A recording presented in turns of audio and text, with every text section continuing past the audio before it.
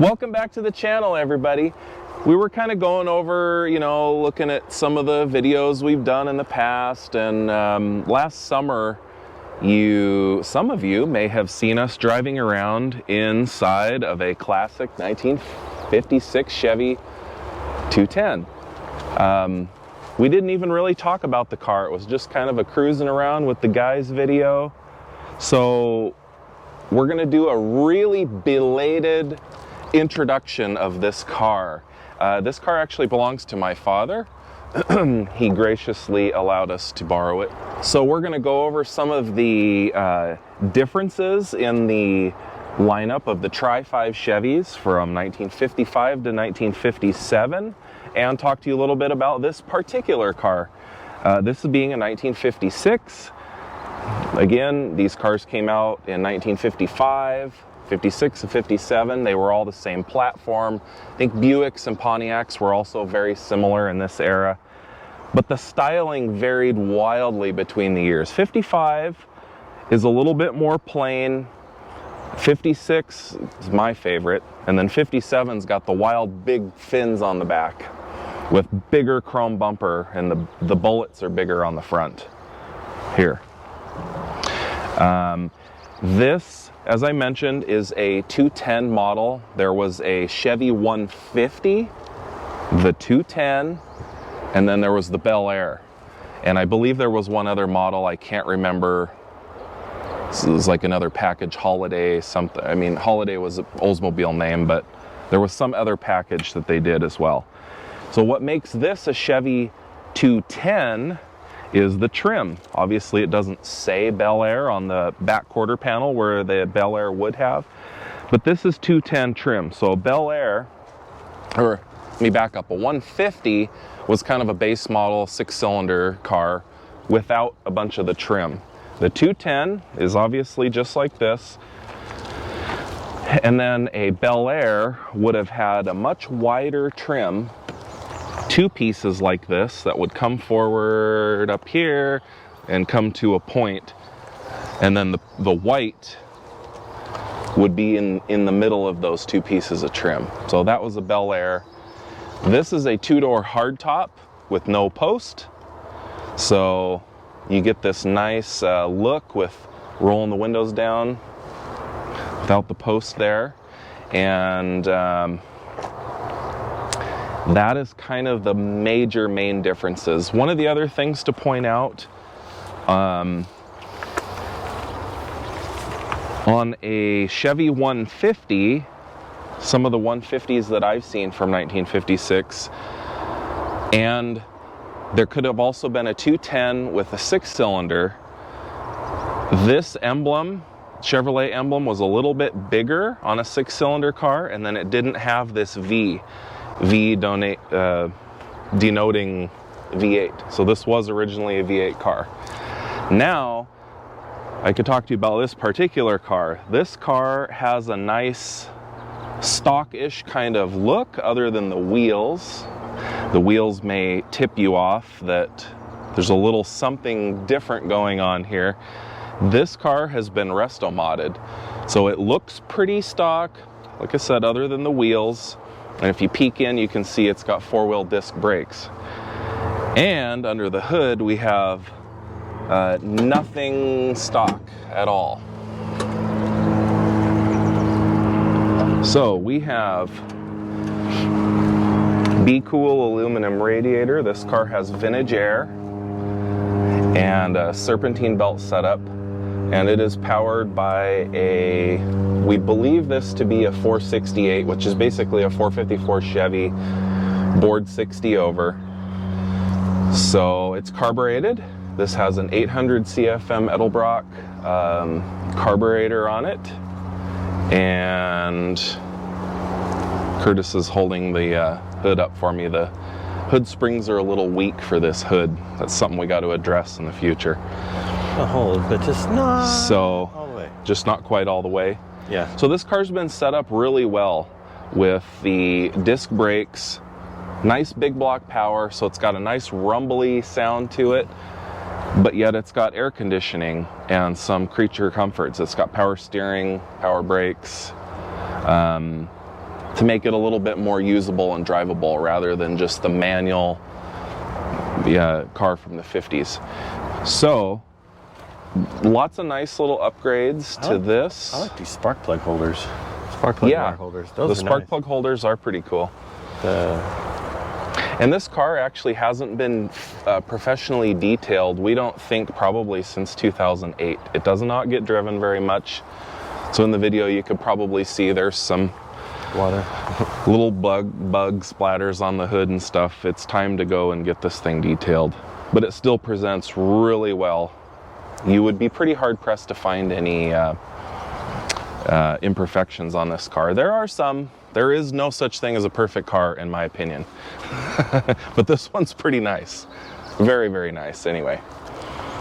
So let's continue around over here and we'll come to the interior. So did you see that on these? There's a really neat, on these hardtops, you see this piece of trim that's like a rain gutter. I remember when you open the door, it flips up. Derek went to go pick up his, he was having a problem with his where it's leaking in from there. Oh, really? Yeah. I was like, poor guy. So there's a little tab here that the this window trim pushes on. So when you close the door, it shuts the trim. Very cool. And of course, these wing windows actually are functional, but they're hand crank. So check that out. This little tiny hand crank here. What do you know them as? Comment down below. I always call them vent windows. I've always heard them as bat wings. So also on the inside of this car, other than the upholstery with the Chevy bow ties on top, is fairly stock looking, just nicely restored, except for the handshaker right there. This car has a, I believe it's a Tremec 5-speed manual, which is another really nice upgrade. So it cruises really nicely on the highway. Got modern gauges as well.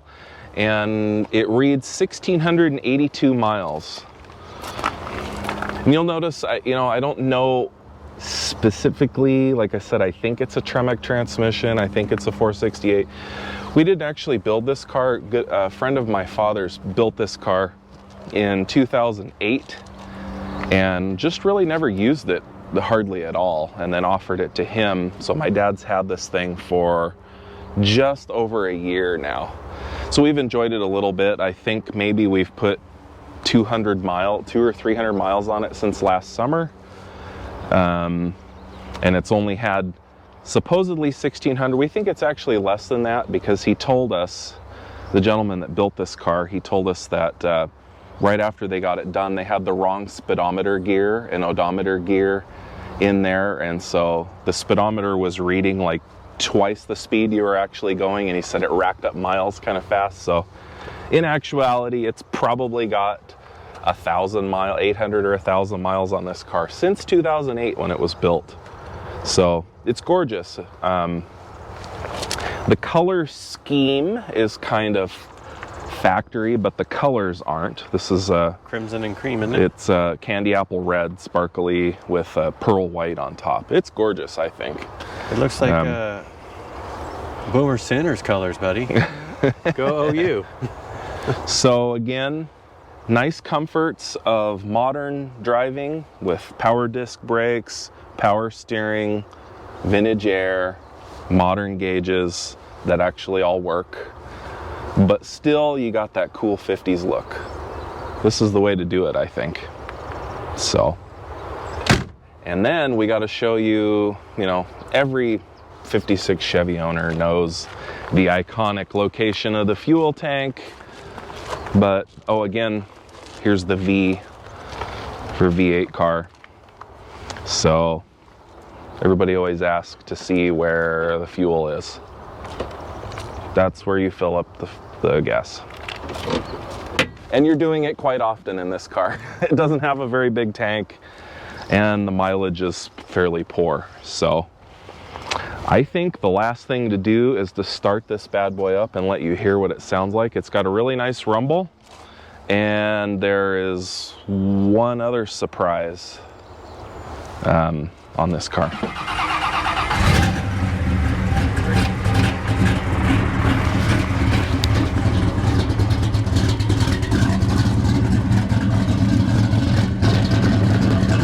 So, you know, just a really nice lumpy sound, mild, not too loud, right? Well, this thing has cutouts too. So if you really want to be really obnoxious, Curtis likes to be obnoxious. I kind of like the more mellowed tone like this for cruising. Curtis likes this.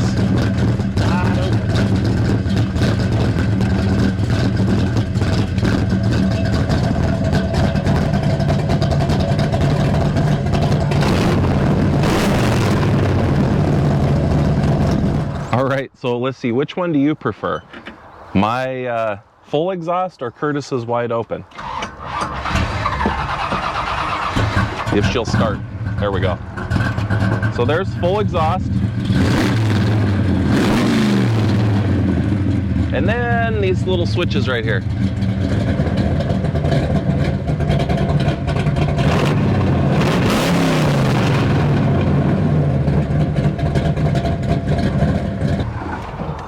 So leave a comment below. Which one do you prefer? Loud and obnoxious and here I am? Or still here I am, but I can actually hear myself think?